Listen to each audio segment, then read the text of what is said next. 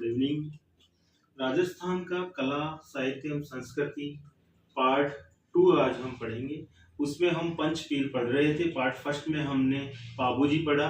Second part में आज हम पढ़ेंगे रामदेव जी, जिन्हें पीरों के पीर कहा जाता है, रोणीचारा धनी कहा जाता है। इनका सामान्य परिचय पढ़ेंगे हम पहले तो। इनका जन्म उड़ू काश्मीर, जो कि शिव तहसील बाड़मेर में स्थित है, वहां पर हुआ था। कहां पर हुआ था इनका जन्म? उड़ू काश्मीर, शिव तहसील बाड़मेर में। इनके जो पिता थे वो तंवर वंश के अजमाल जी थे। कौन थे? तंवर वंश के अजमाल जी। इनकी माता का नाम मेणादे था। पिता अजमाल जी, माता मेणादे। और ये मल्लीनाथ जी के समकालीन थे। ये बहुत इंपॉर्टेंट है, ध्यान रखना, बहुत बार एग्जाम में आ चुका है कि ये है रामदेव जी जो है किसके समकालीन थे? मल्लीनाथ जी के समकालीन थे। इन्होंने सातलमेर, जो कि पोखरण में स्थित क्षेत्र है, मल्लीनाथ जी से प्राप्त करने के पश्चात, जो सातलमेर पोखरण जो क्षेत्र है, सातलमेर जो पोखरण में स्थित क्षेत्र है, वो मल्लीनाथ जी से प्राप्त करने के पश्चात वहां पर एक तांत्रिक का अंत किया। वो तांत्रिक था भैरव नामक, क्रूर तांत्रिक था, उसका अंत किया था इन्होंने, रामदेव जी ने। इनका विवाह अमरकोट के दलजी सोड़ा, अमरकोट के दलजी सोड़ा जो कि राजपूत थे, उनकी पुत्री नेतलदे या निहालदे से हुआ। नेतलदे या निहालदे। विवाह अमरकोट के दलजी सोड़ा की जो पुत्री थी नेतलदे, निहालदे के साथ हुआ। इनके एक बड़े भाई थे, उनका नाम था बीरमदेव, जो कि बलराम का अवतार थे। स्वयं कृष्ण के अवतार माने जाते हैं। रामदेव जी कृष्ण के अवतार माने जाते हैं। रामदेव जी ने अपनी भतीजी के विवाह में जगमाल मालावत के पुत्र थे हमीर। रामदेव जी ने अपनी भतीजी के विवाह में जगमाल मालावत के पुत्र थे हमीर, उनको पोखरण दहेज में दिया था। मतलब अपनी भतीजी को पोखरण दहेज में दिया। और उसके बाद इन्होंने रामदेवरा, जो कि रुणेछा गांव है, वो बसाया। और वहीं पर इन्होंने, कहां पर? रुणेछा रामदेवरा बसाया इन्होंने। और वहीं पर इन्होंने 1458 ईस्वी संवत की बात करें तो संवत 1515 ईस्वी में इन्होंने भाद्रपद शुक्ल एकादशी को, ये डेट याद रखनी है आपको, 1458 ईस्वी में भाद्रपद शुक्ल एकादशी को 33 वर्ष की आयु में क्या ले ली? जीवित समाधि ले ली इन्होंने। 33 वर्ष की आयु में जीवित समाधि ले ली। और ये जो इनका मुख्य जो स्थल है वो है रामदेवरा, रुणेछा। भाद्रपद शुक्ल द्वितीया से लेकर एकादशी तक विशाल मेला भरता है यहाँ पर। कहां पर? रुणेछा रामदेवरा में भाद्रपद शुक्ल द्वितीया से एकादशी तक विशाल मेला भरता है। और मुख्यतः दशमी को भरता है। और ये सांप्रदायिक सद्भाव का मेला कहलाता है, क्योंकि यहाँ पर सभी संप्रदाय के लोग इस मेले में आते हैं। हिंदू इन्हें कृष्ण का अवतार मानते हैं। मुस्लिम इन्हें रामसा पीर कहकर पुकारते हैं। इसीलिए इन्हें रामदेव जी को सांप्रदायिक सद्भाव का देवता कहा जाता है। ये जो है अश्वारूढ़, मतलब घोड़े पर सवार है, और एक हाथ में माला लिए हुए हैं और दूसरे हाथ में तंदूरा लिए हुए हैं, जो कि भक्ति, माला तो भक्ति का प्रतीक है और तंदूरा शक्ति का प्रतीक है। अश्वारूढ़ मतलब घोड़े पर सवार है, एक हाथ में माला है, दूसरे हाथ में तंदूरा है, वो भक्ति और शक्ति का प्रतीक है। इनके मेले में ये ध्यान रखना बहुत इंपॉर्टेंट है, कामड़ जाति की महिलाएं तेहरा ताली नृत्य करती हैं। क्या करती है? तेहरा ताली नृत्य। इसका नाम तेहरा ताली क्यों पड़ा? क्योंकि इसमें 13 मंजीरों का प्रयोग होता है, जो कि घन वाद्य है। मंजीरे घन वाद्य हैं, धातु से बने होते हैं। यहाँ हम थोड़ा सा फैक्ट पढ़ते हैं तेहरा ताली नृत्य से संबंधित, क्योंकि इसमें भी एग्जाम में बहुत बार क्वेश्चन आ गए इनसे, तेहरा ताली नृत्य से। वेरी इंपॉर्टेंट है ये। यहाँ पर 13 ताली नृत्य में 13 मंदिरों का प्रयोग कहाँ कहाँ किया जाता है वो देखना है हमें। 9 मंदिरे दाएं पांव पर, कहां पर?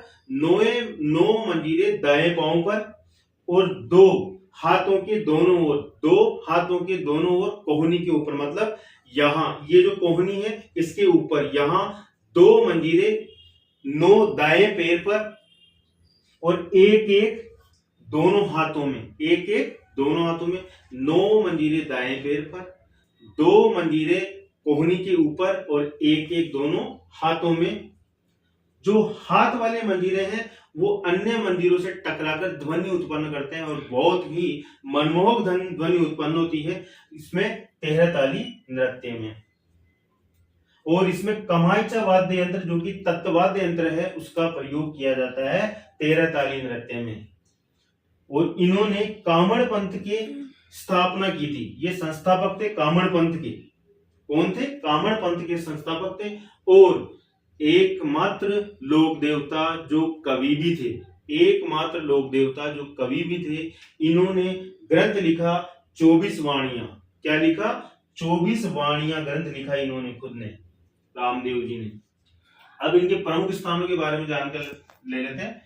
प्रमुख स्थानों में पोखरण जो कि जैसलमेर में है, रुणेचा जो कि रामदेवरा में जैसलमेर में है, यहां पर इनका समाधि स्थल है।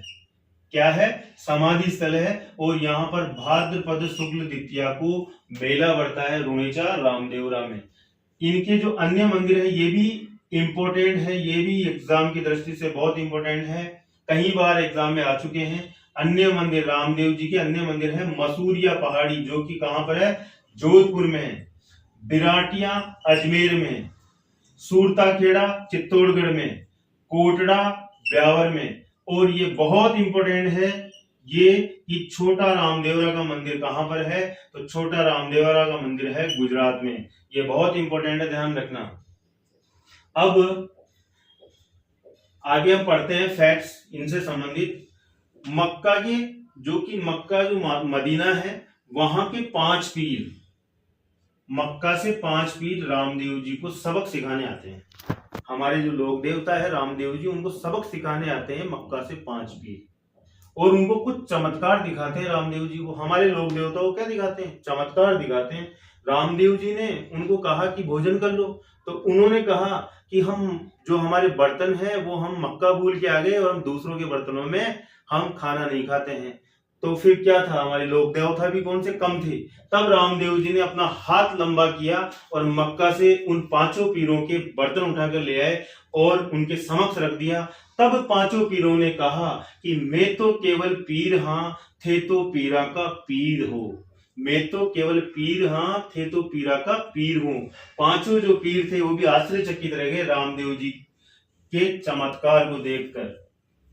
अब इनसे संबंधित मुख्य तथ्यों की बात करते हैं हम।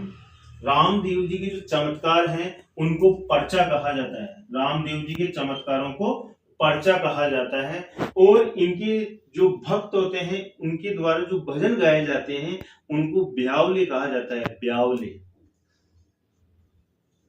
ब्यावले। इनके गुरु का नाम, रामदेव जी के गुरु का नाम बालीनाथ था, बालकनाथ, बालीनाथ या बालकनाथ। मेघवाल जो भक्त जन हैं, मंदिर के पुजारी हैं, इनके जो मेघवाल जाति के जो भक्त जन हैं उनको रिखिया कहा जाता है। क्या कहा जाता है? ये भी बहुत इंपॉर्टेंट है, रिखिया, वेरी इंपॉर्टेंट। रिखिया, मेघवाल भक्त जनों को रिखिया कहा जाता है। भाद्रपद शुक्ल द्वितीया व एकादशी को जो रात्रि जागरण किया जाता है रामदेव जी का, भाद्रपद शुक्ल द्वितीया व एकादशी को जो रामदेव जी का जागरण किया जाता है उसको जम्मा कहा जाता है। क्या कहा जाता है? जम्मा। ये बहुत इंपॉर्टेंट है, ध्यान रखना, इनको ध्यान से पढ़ना आप। और रुणेचा में जो रामदेव जी के पुजारी हैं, रुणेचा जो कि कहां पर है? रामदेवरा जैसलमेर में। वहां जो रामदेव जी के पुजारी हैं उनको तंवर राजपूत, वो तंवर राजपूत हैं। रुणेचा में जो पुजारी हैं उनको तंवर राजपूत हैं। और रामदेव जी के प्रतीक चिन्ह है पगलिए। इनके मंदिर में मूर्ति नहीं होती है, इनके मंदिर में होते हैं पगले। पगले का मतलब होता है चरण, और उन्हें थान कहा जाता है, थान कहलाते हैं वो। प्रतीक चिन्ह पगलिए चरण होते हैं। चांदी व सोने के पत्र पर मूर्ति खुदवाकर गले में, इनके रामदेव जी के जो भक्त हैं चांदी या सोने के पत्र पर, मतलब पतला सा चद्दर टाइप का होता है, उसके पत्र पर, चांदी व सोने के पत्र पर मूर्ति खुदवाते हैं रामदेव जी की, उसको गले में पहनते हैं, उसको कहते हैं फूल।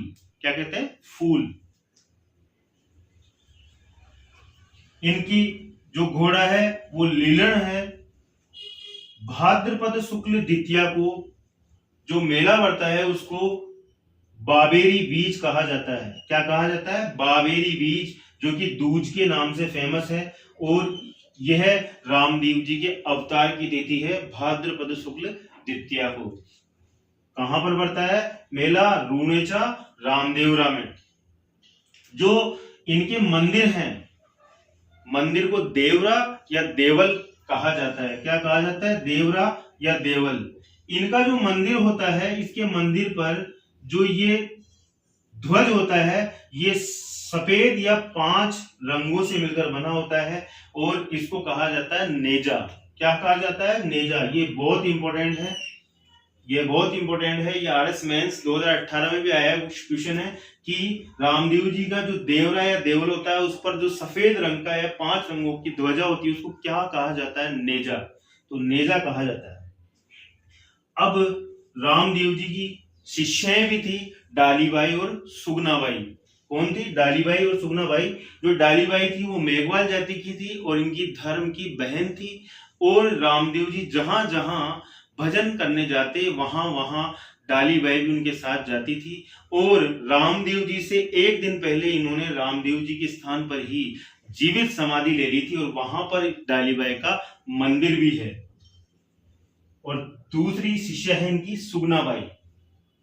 और एक और फैक्ट है, हल्दीना गांव जो कि अलवर में है, यहाँ पर माघ शुक्ल द्वितीया को हल्दीना गांव जो कि अलवर में है, वहां पर मेला बढ़ता है। तो डियर स्टूडेंट्स, आज के इस क्लास में हमने पंच पीरों के तहत रामदेव जी के बारे में फैक्ट्स जानने की कोशिश करी। Thank you so much.